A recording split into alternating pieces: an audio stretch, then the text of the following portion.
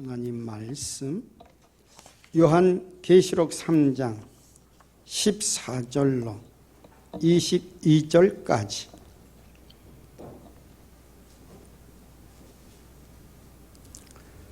라오디게아 교회 사자에게 편지하라. 아멘이시여 충성되고 참된 증인이시여 하나님의 창조의 근본이시니가 가라사 이르시되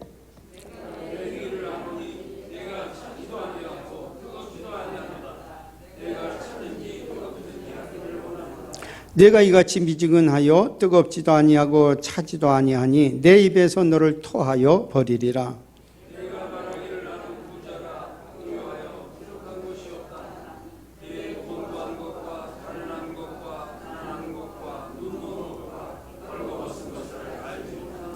내가 너를 권하노니 내게서 불로 연단한 금을 사서 부유하게 하고 흰옷을 사서 입어 벌거벗은 수치를 보이지 않게 하고 안약을 사서 눈에 발라 보게 하라.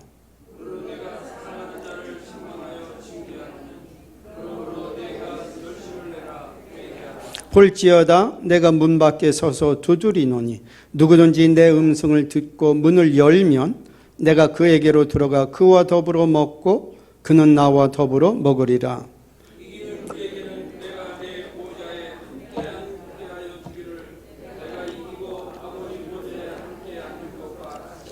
같이 귀 있는 자는 성령이 교회들에게 하시는 말씀을 들을지어다.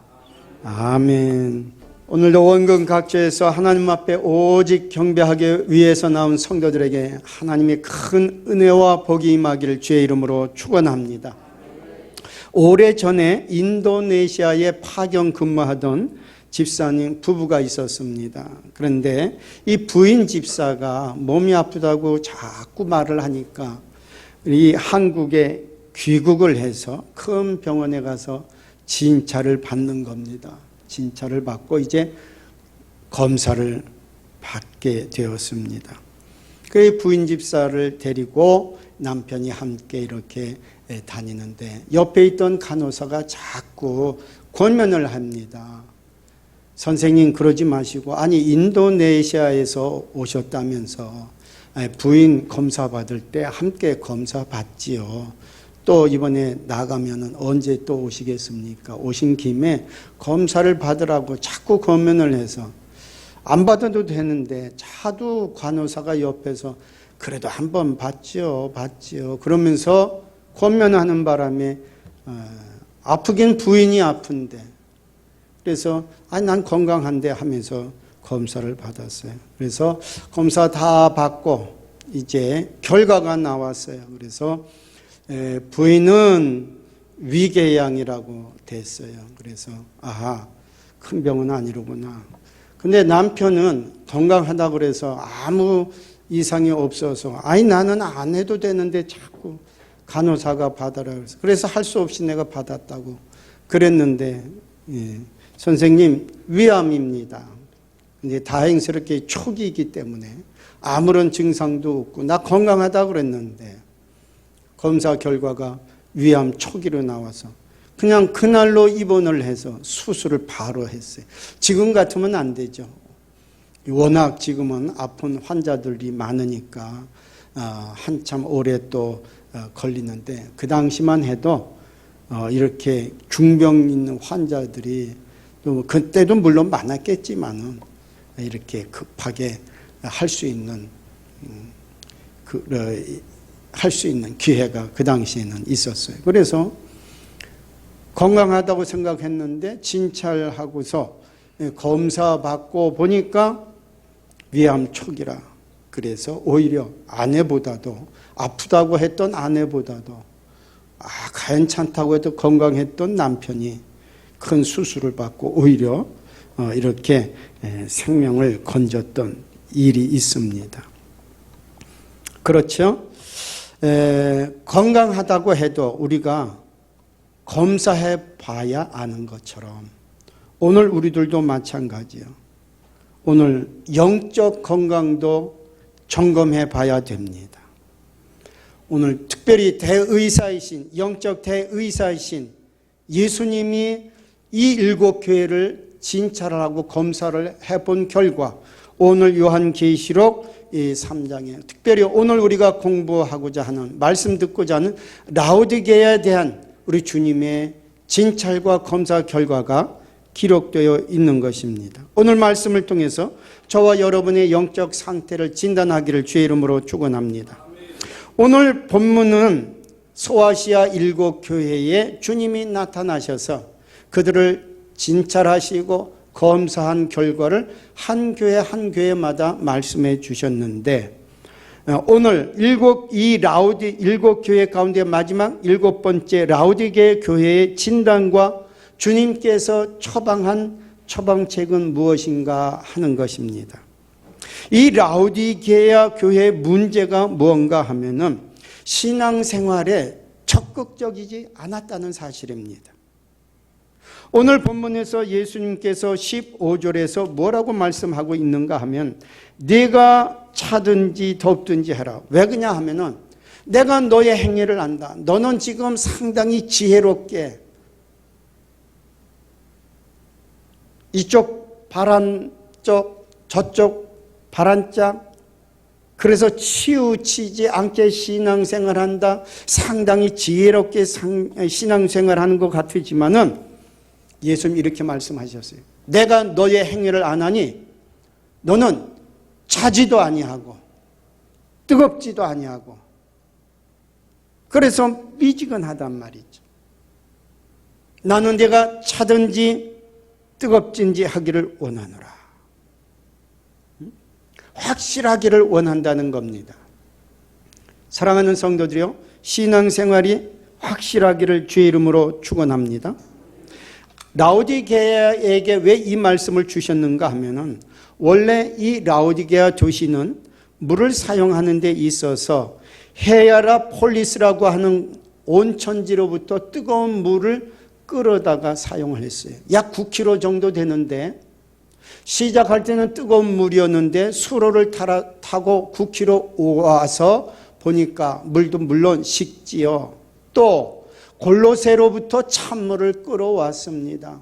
그러니까 양쪽에 뜨거운 물이 또 한 곳에서는 찬물을 끌어다 사용하게 되는데 오는 동안에 미지근해진 것도 있지만 결국은 두 물을 합쳐서 사용했는데 그러다 보니까 이 물이 마실 수 있는 음용수로는 너무 미지근하여 토하여 낼 수밖에 없는 물이 되더라 하는 것입니다.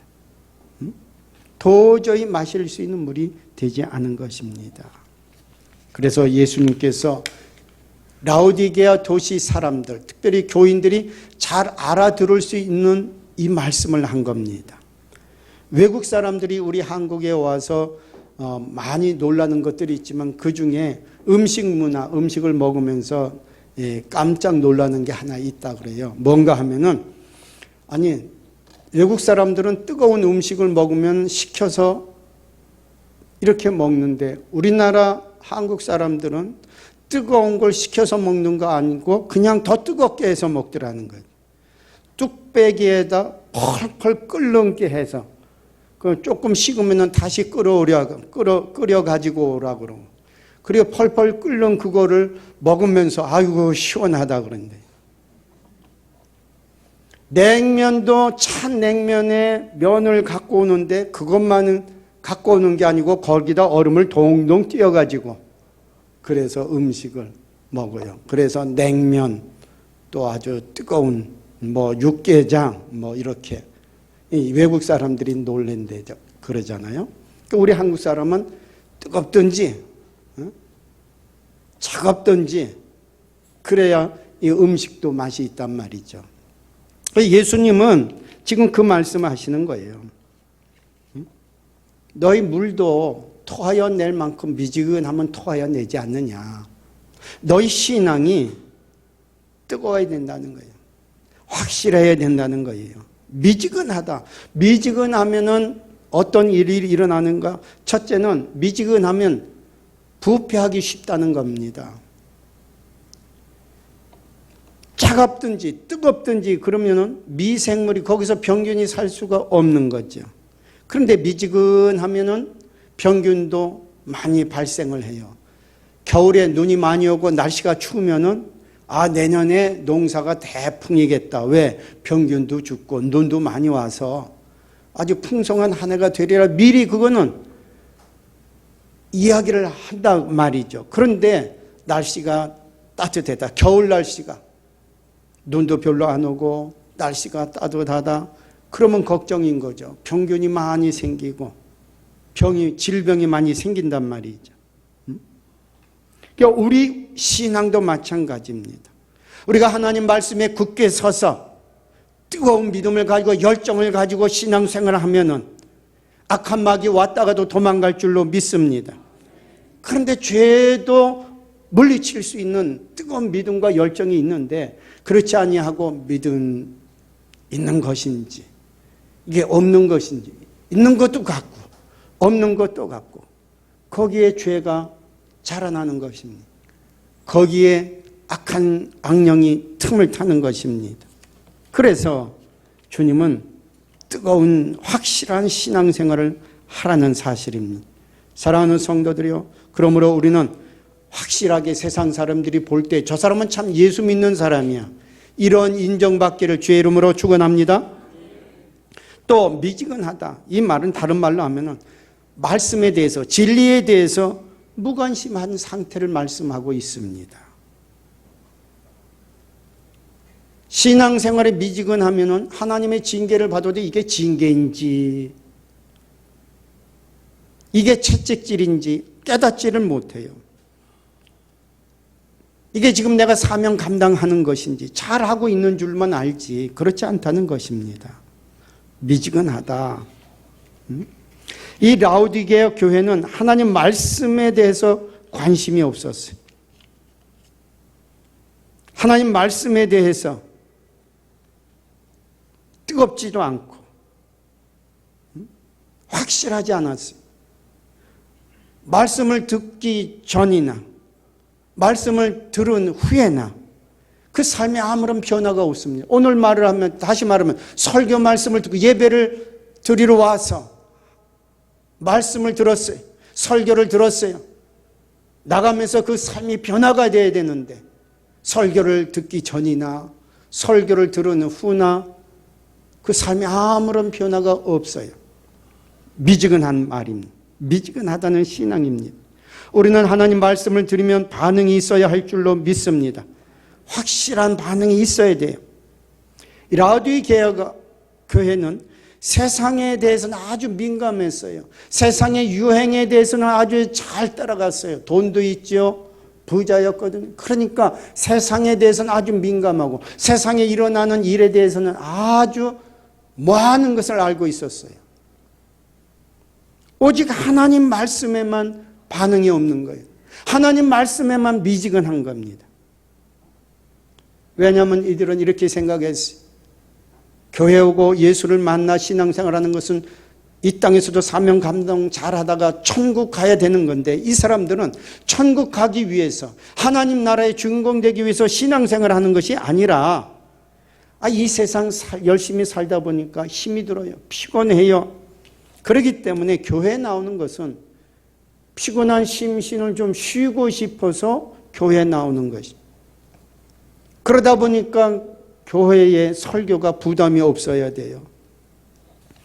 일주일 내내 사느라고 힘들었는데 교회에 오면 위로받아야 되고 칭찬받아야 되고 말씀 듣고 갈등하고 말씀에 찔림이 받으면 그거 피곤하단 말이죠. 죄에 대해서 설교하지 말라는 얘기입니다. 그냥 위로하는 말, 좋은 말, 칭찬하는 말만 하지, 한중한 세상에 살아서 그러지 않아도 힘들고 그러지 않아도 상처받았는데 교회에 왔는데 죄에 대해서 책망을 하고 회개하라 그러고 사명 감당하라 그러고 그렇게 마음에 부담 주는 설교하지 말라는 거예요. 그러다 보니까 뭐 문제 있으면 내가 돈으로 해결하겠다 그런 말이죠. 교회는 쉬기 위해서 오고 그냥 사람 만나 교제하기 위해서 오고 위로받기 위해서 그렇게 오는 대부분의 신자들이 라오디게아 교회 신자였습니다. 그저 구수한 옛날 얘기처럼 그런 얘기나 들으면 오늘도 부담 없이 앉아서 듣고 말씀의 위로 듣고 편안하게 있다가 그냥 가는 것이죠.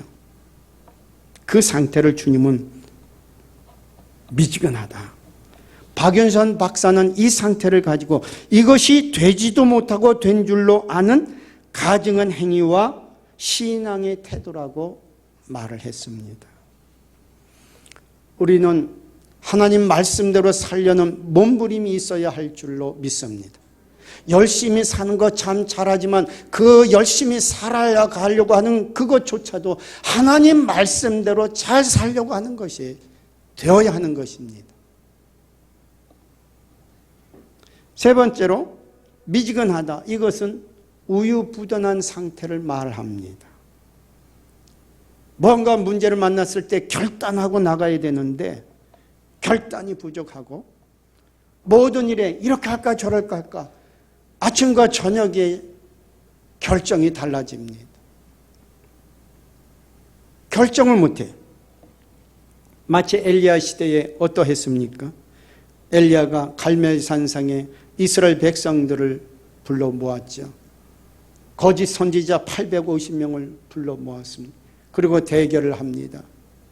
그래도 이스라엘 백성들이 결정을 못합니다. 그때 엘리야가 뭐라고 말합니까? 너희가 어느 때까지 두 사이에서 머뭇하려느냐? 만일 여호와가 하나님이면 그를 쫓고 바알이 하나님이면 그를 쫓아라. 어느 때까지 기회주의자처럼 머뭇하고 그렇게 기회만 엿보려고 하느냐 책망을 했습니다.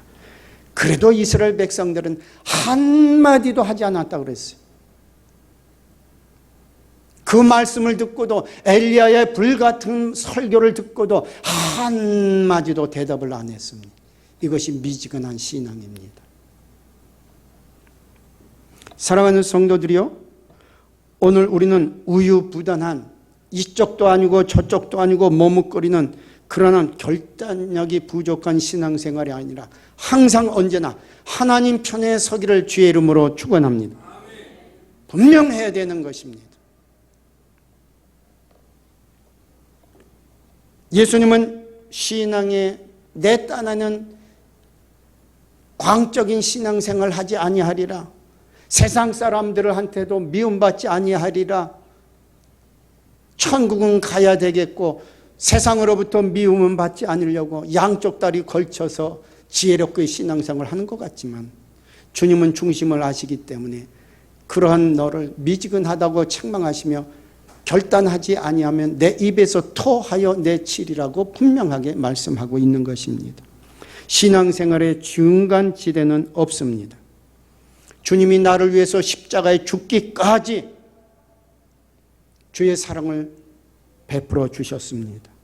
오늘 우리도 하나님께서 하나밖에 없는 독생자를 십자가에 내주기까지 하나님의 사랑을 확정하셨다면 오늘 우리도 주님 사랑하는데 사랑의 표현이 확실해야 할 줄로 믿습니다. 부부간에 왜 다툼이 있습니까? 사랑이 확실하지 않기 때문에 그렇습니다. 사랑하는데 일부만 주고 전체를 가져가려고 하는 사람, 나는 조금 주고 상대방으로부터 많이 뺏어가려는 사람, 이런 사랑을 뭐라 그러죠? 뭐라 그래? 꽃뱀이라 그러지. 무슨 꽃뱀이 저 바깥에만 꽃뱀이 있는 줄 알아요? 부부 사이도 요즘에는 꽃뱀처럼 살아가기 때문에 다툼이 많고 부부가 싸우고 문제가 일어나는 겁니다. 부부는 네 것 내 것이 없는 거예요. 부부 사이에는 자존심이 없는 거예요. 전체를 다 주고 전체를 받는 게 부부입니다. 하나님은 이스라엘을 내 아내라 그랬습니다. 예수님은 우리 성도들을 내 신부라 그랬습니다. 우리는 주님의 것입니다. 주님은 목숨을 다하여 십자가에서 피 흘려 우리에게 사랑을 확증해 줬습니다. 우리는 전체를 드려야 되는 것입니다. 전 생애를 드려도 우리는 부족한 것입니다. 11조 때문에 시험이 듭니까? 뭐 주일에 한 번 예배 드리는 것 때문에 시험이 듭니까? 꽃뱀이기 때문에 그렇습니다. 주님은 우리를 위해서 전체를 희생하셨습니다. 성경은 이렇게 말합니다. 너는 마음을 다하고 뜻을 다하고 성품을 다하여 주 너의 하나님을 사랑하라. 아멘. 전체를 부부는 다 주는 거예요. 그리고 전부를 받는 것입니다. 일부가 아닙니다. 오늘부터 부부 사이에 전체를 주고 전체를 받기를 축원합니다. 우리는 전체를 주도 주님이 사실 받기가 아까운 분입니다. 우리는 가진 것이 아무것도 없어요. 우리는 죄인이요, 죽을 사람이요, 영벌을 받을 수밖에 없는데도 우리를 지극히 사랑하사 하나님이 세상을 이처럼 사랑하사 독생자를 주셨으니 이는 저를 믿는 자마다 멸망치 아니하고 영생을 얻게 하려 하심이라. 그냥 전체를 주고 생명을 주기 위해서 우리를 사랑하신 것입니다. 꽃뱀처럼 사랑하지 마십시다. 뭘 그렇게 머뭇거리고 있습니까? 예수 믿는데.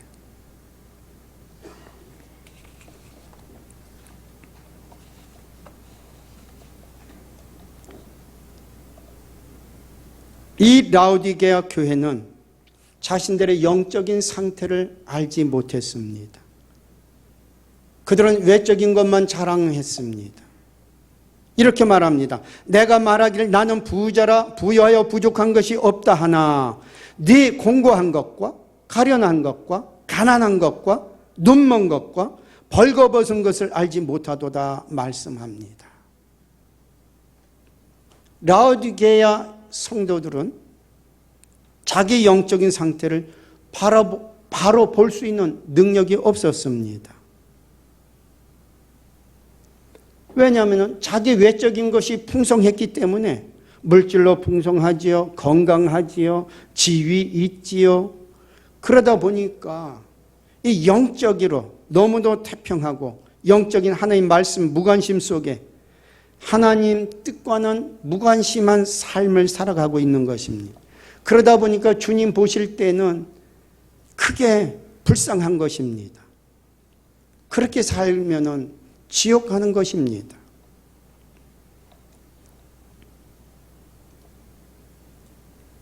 그 텔레비 프로그램이 뭔지도 모르는데 어쩌다 이렇게 보면은 그 건강에 대해서 이렇게 자문을 해주는 건지 무슨 프로그램인지 모르겠는데 뭐 건강을 이렇게 해주는 프로그램이 있어요. 그래서 일단 보면은 남자고 여자고 출연한 출연진을 보면 건강한 보이는데 외적으로는. 그런데 병원에 가서 엑스레이도 찍고 피검사하고 이렇게 하면은 전혀 다른 결과가 나와요. 이렇게 하면 그냥 알통도 뿔뚝 나오고, 울퉁불퉁하고, 그냥 뭐 남성답고. 그런데 의학적으로 가서 검사하고 보면은 전혀 다른 결과가 나온단 말이죠. 마찬가지죠. 라오디게아 교회가 외적으로 많은 것을 가지다 보니까 자랑을 했어요. 어느 정도, 나는 부족한 게 없어. 얼마나 대단한 것입니까?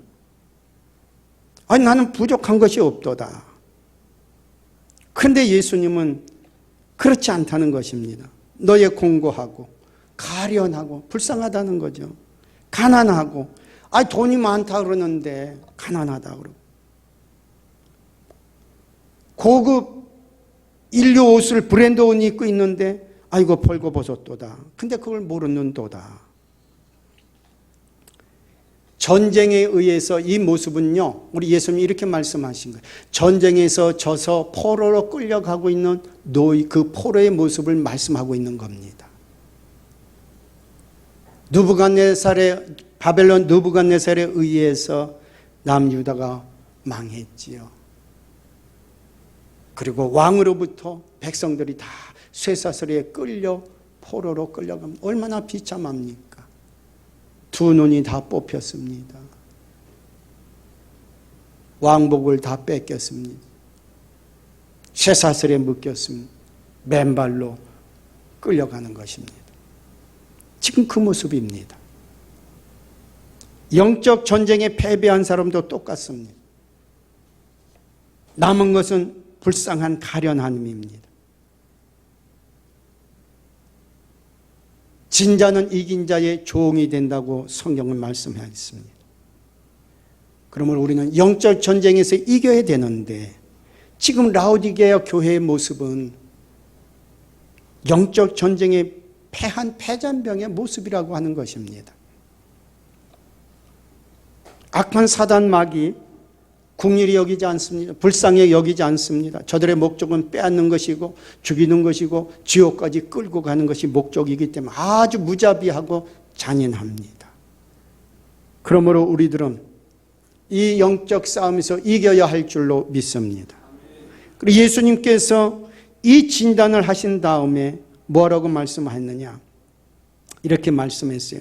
너의 영적 치료를 위해서는 있는 힘을 다하고 최선을 다하라고 말씀합니다. 내가 너를 권하노니 내게서 불러 연단한 금을 사서 부요하게 하고 흰옷을 사서 입어 벌거벗은 수치를 보이지 않게 하고 안약을 사서 눈에 발라보게 하라 그랬습니다.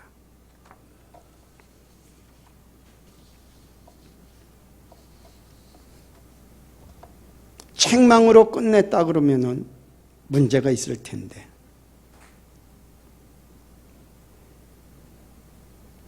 예수님께서 처방전을 주셨습니다. 사실 알고 보면 라오디게아 교회가 주님에 대해 미지근한 신앙을 가질 만한 이유가 있습니다. 로마 정치가 케케로가 이곳에서 신용장으로 현금을 바꿔 썼다고 할 만큼 이 라오디게아 도시는 부자였습니다. 부자 도시 안에 부자 교회가 있는 거죠. 은행이 발달했습니다. 돈이 많은 곳이었어요. 주후 60년에 대지진이 일어났습니다. 그랬더니 로마 정부가 우리가 복구하는데 도와주겠다 그랬더니 거절했습니다. 우리가 거지인 줄 아느냐? 우리 힘으로 얼마든지 복구할 수 있어. 그래서 아니 정부가 주는 오늘 이렇게 피해를 보잖아요. 홍수 피해. 그런데 그건 정부에서 주는 도움을 필요 없다는 거예요. 우리 힘으로 얼마든지 할 수 있다는 겁니다. 이 정도였습니다. 사랑하는 성도들이요, 부유한 것이 죄는 아닙니다. 나는 우리 성도들이 다 아주 부유한 성도가 되기를 축원합니다. 라오디게아 잘못은 어디 있느냐? 착각은 어디 있느냐? 물질적 부유함이 영적인 부유함인 줄 잘못 알았다는 사실에 있습니다. 그래서 예수님이 라오디게아 교회를 책망하신 것입니다. 그런데 책망만으로 끝났다면 라오디게아 교회는 소망이 없을 텐데 예수님은 책망만으로 하시지 아니하시고 권면을 하셨어요.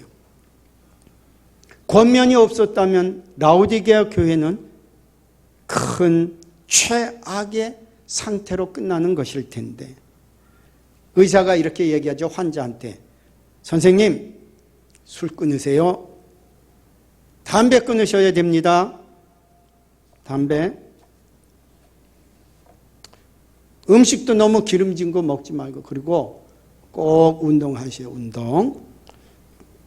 이렇게 충고하는 환자는 여러분들이 그냥 생각할 때 어때요? 소망이 있어요? 없어요?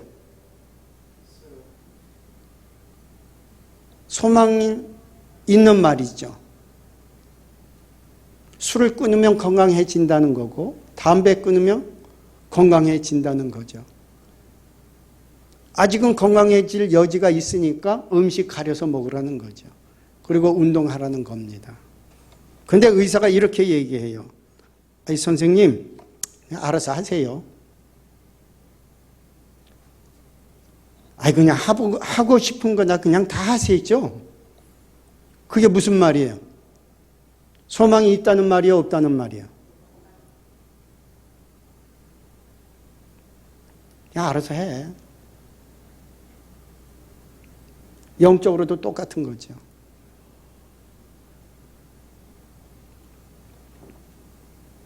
예수님은 라오디게아 교회에 권면을 하셨어요. 첫째는 불로 연다는 금을 사서 부요하게 하라. 라우디게아 교회는 물질적으로나 외적으로 볼 때는 조금 더 부족함이 없는 교회였지만 영적으로는 가난한 교회였어요. 그래서 지금 예수님께서 불로 연단한 금을 사라고 말씀합니다. 금은 믿음을 말합니다. 불은 환난과 시험을 말합니다. 이 금을 불 속에 갖다 넣으면 불순물이 다 빠지고 순수한 금만 나오게 되죠. 이 라우디 교회에 불순물이 많이 있는 신앙 상태인데 불로 연단한 금과 같이 정금 신앙을 가지라고 하는 것입니다. 미지근하지 말라는 것입니다. 열정적으로 믿으라는 것입니다. 뜨겁게 믿으라는 것입니다. 불같이 믿으라는 것입니다. 오늘 코로나로 인하여 우리가 어려운 가운데 있습니다. 근데 어떤 분은 그래요. 알곡 신자, 가라지 신자가 오히려 코로나 때문에 구별된다고도 말합니다. 사랑하는 성도들이요, 꼭 코로나 때문이겠습니까? 우리가 세상 살아가면서 어떤 환난도 이길 수 있는 순수한 믿음의 신앙인이 되기를 주의 이름으로 축원합니다. 욥은 말하기를 나의 가는 길을 그가 아시나니 그가 나를 단련하신 후에는 내가 정금같이 나오리라. 정금 같은 믿음의 소유자가 된다 하는 말입니다. 오늘 우리에게 모든 성도가 다 정금보다도 귀한 믿음의 소유자가 되기를 주의 이름으로 축원합니다. 두 번째는 흰옷을 사서 수치를 가리라고 말씀하셨습니다. 라우디게아 교회 성도들은 부자였어요. 그래서 좋은 최고급 옷을 입었어요. 그리고 철따라 옷을 바꿔 입었어요. 그런데 예수님은 흰 옷을 사서 입으라 말씀하셨습니다. 이 라우디게아 도시는 양모로 된 최고급 옷을 많이 생산하는 도시였습니다. 또 옷감이 그리고 많이 발달을 했어요. 그러다 보니까 오늘로 말하면 브랜드 옷이 많이 있는 것이죠. 그 브랜드를 걸치고 있어도 그들의 수치를 가려주지 못하더라 하는 것입니다.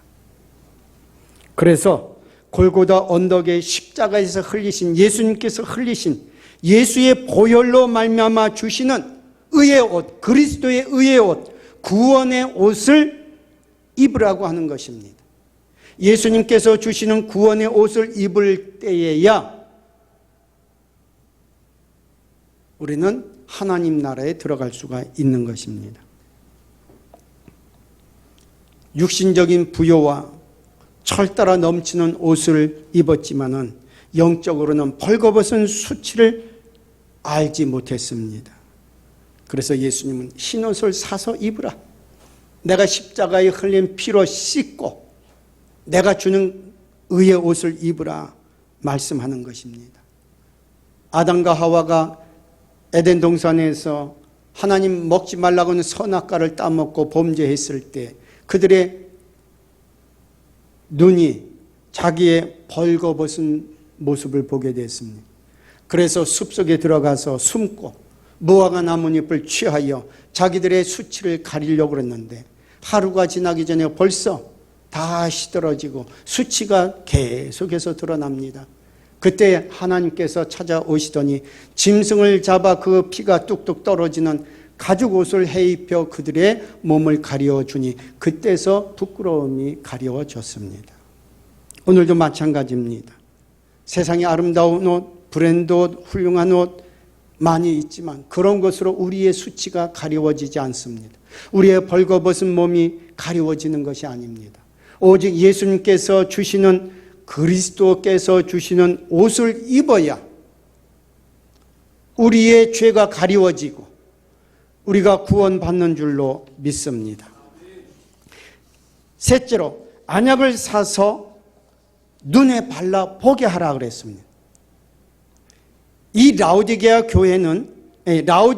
도시에는 의과 대학이 있었고 그래서 의술이 매우 발달했습니다. 그 중에서도 고약 특별히 안약이 매우 발달했는데 어느 정도냐면 전 세계로 이 안약을 수출할 정도가 되었습니다. 그렇게 유명했습니다. 근데 예수님께서 이 안약을 사서 바르라고 말씀하는 겁니다. 너희가 안약으로 유명한 도시가 아니냐.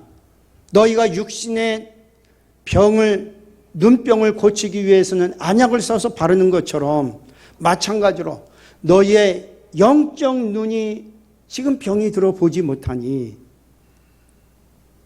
성령의 안약으로 너희의 눈을 발라 보게 하라는 겁니다. 성령의 안약으로 눈을 고치라는 것입니다. 이 말은 우리가 사울을 생각하면 알 수 있습니다. 사울이 변하여 사도 바울이 되기 전에 가말리엘 문화의 훌륭한 수제자였고 바리새인 중에 바리새인이 있고 왕의 가문 베냐민 지파의 사람이었고 청년 검사였습니다. 그러니까 눈에 보이는 것이 없는 겁니다. 세상에서 자기가 제일 잘난 줄 알았습니다. 오히려 내가 세상을 변화시키리라 생각했습니다. 예수 믿는 사람들 잡으러 다녔습니다. 그러다가 부활하신 예수님을 만나게 됐고 아나니아에게 안수받을 때 그 눈에서 비늘이 떨어져 비로소 보게 되는 역사가 나타났습니다. 자기는 본다고 했지만 영적 세계는 눈에서 비늘이 떨어져야 영의 세계가 보여지더라 하는 것입니다. 사랑하는 성도들이요, 오늘도 성령으로 말미암아 여러분의 눈병이 고침받기를 축원합니다. 그래야 하나님 나라가 보이는 것입니다. 사단의 역사가 보이는 것이고 하나님의 역사가 보이는 것이요. 오늘날 우리가 사는 이 세상은 어떠한 세상입니까? 지금 우리가 이 시대도 분별해야 되는데 세상적으로 얼마나 스피드 있게 바뀌는지 몰라요. 자고 나면 첨단 기기가 매일같이 나타납니다. 냉장고도 어제의 냉장고. 그거는 벌써 낡은 게 되죠. 최첨단 냉장고 이런 것들 기기들이 쏟아져 나옵니다. 밥도 옛날 같으면 다 하면 하고 그냥 수증기나 나가는 정도였는데 요즘엔 밥 다 하면 밥통이 불러요. 밥 다 됐다 하고 불러요. 그러죠? 다 끓었다. 빨리 가져가라고 불러요. 냉장고도 요즘에는 음식하는 것도 다 가르쳐주고 최첨단 기계가 쏟아져 나옵니다. 자동차 내비만 있으면 몰라도 어디든지 다 가요. 산골짜기까지 다 찾아가는 세상이 되었어요. 핸드폰도 옛날에는 무전기만한 거 있어도 그때는 참 좋았어요. 왜? 전화를 갖고 다니는 거니까. 근데 얼마나 답답한 세상입니까? 전화를 손에 집에 있는 그 무거운 전화가 아니고 들고 전화는 갖고 다니는 전화가 있으니. 근데 그게 다음에 나올 때는 절반으로 작아지더니 그 다음에는 문자가 오고 가고 하는 거예요. 참 신기하지요. 그러더니 요즘엔 문자가 뭡니까? 사진 찍지요. 사진만 찍습니까? 비디오도 찍지요. 비디오만 찍습니까? 화상 통화를 하지요. 아무런 반응들이 없는데 그건 뭘 아는 걸 이제서 얘기하느냐 그러는 것 같아요. 이제는 그 정도가 아니고 어떻게 되죠? 지금 4G, 5G 지금 그냥 정신이 없는 세상이에요. 다 쓰지도 못하고 있어요. 지금 저는요 지금 다 아직도 못 쓰는데 벌써 5G가 된다니까 이게 걱정이 태산이에요. 이걸 어떻게 또 활용을 해야 되나. 한참 배워야 되거든.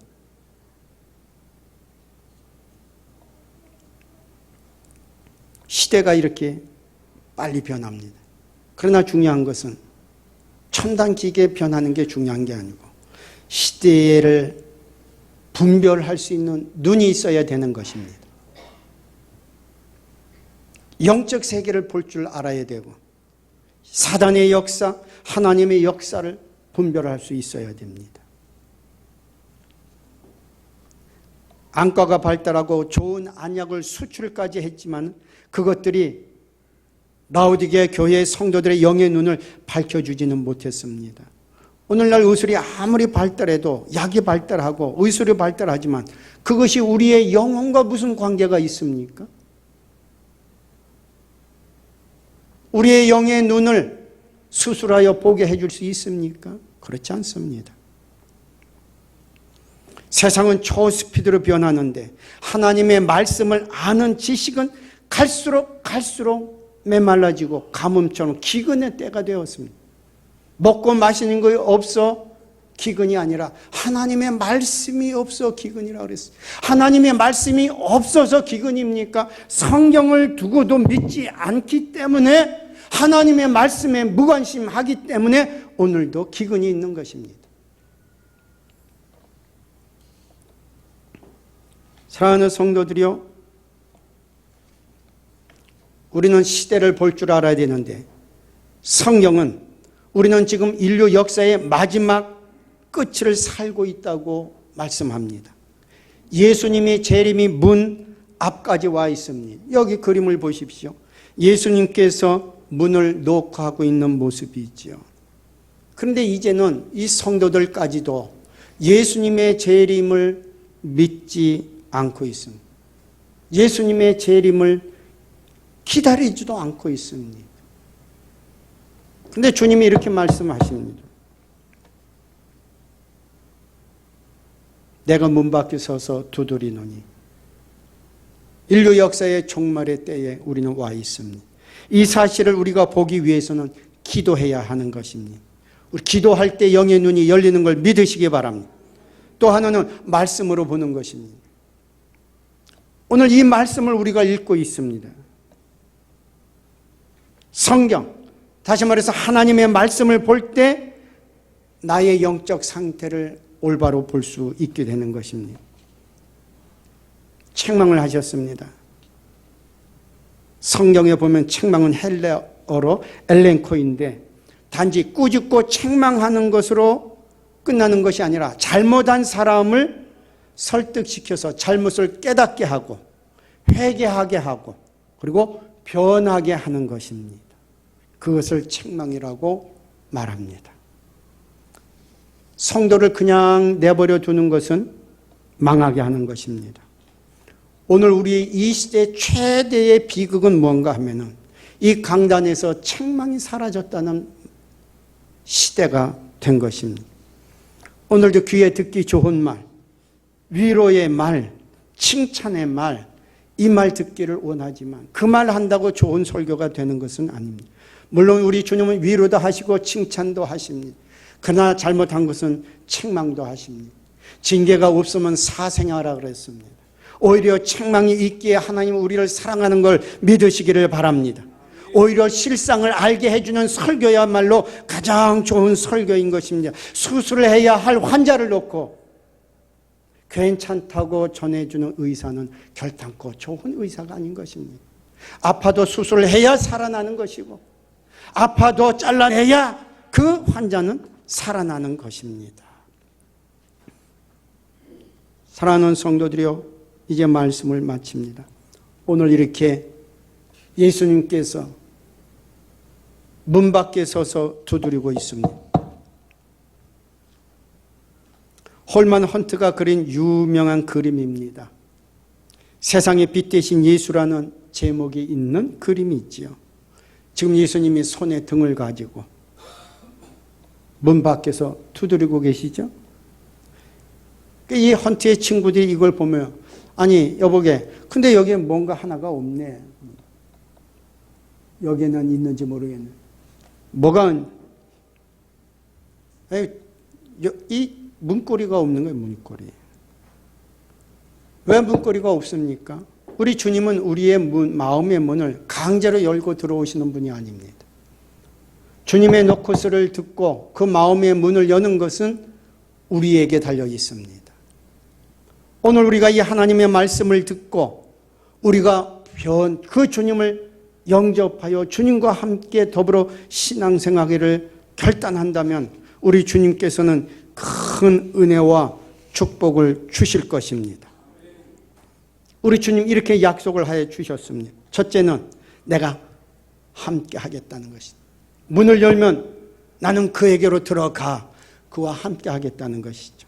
두 번째는 나는 그로 더불어 먹고 그는 나로 더불어 먹으리라. 교제를 나누겠다는 것입니다.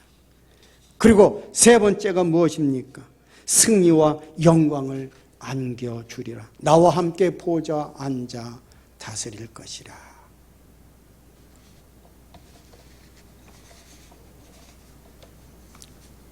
사랑하는 성도들이여, 오늘 우리는 결단을 해야 하는 것입니다. 세상에서도 결단을 요구합니다. 선택을 요구합니다. 문제를 만나면 이렇게 할까 저렇게 할까. 그때 우리는 주님과 함께하는 쪽을 선택하고 결단해야 할 것입니다. 이 말씀은 불신자에게 주신 말씀이 아니라 예수 믿는다고 하는 교회에게, 다시 말해서 성도에게 주신 주님의 말씀이라는 사실입니다. 무슨 말입니까? 아직 완전히 주님과 하나가 되질 못했습니다. 주님이 내 마음 심령에 들어오지 못했다는 뜻이죠. 완전히 주님과 더불어 하나가 되지는 않은 상태입니다. 오늘 우리는 예수님을 확실하게 영접하고 내 삶의 주인으로 맞이해야 할 줄로 믿습니다. 그때부터 주님은 나와 함께 하시고 거주하시면서 도와주시고 역사하시는 것입니다. 그리고 이기게 하시고 마침내 주님께서 주시는 영원한 하나님 나라의 주인공 되고 주님과 더불어 왕노릇하며 그날의 주인공이 되는 것입니다.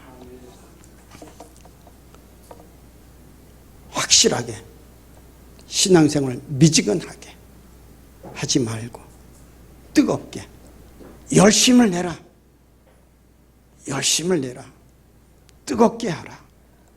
그리하면 우리는 이기는 줄 믿습니다. 우리 다 같이 합심해서 기도드리겠습니다. 주님.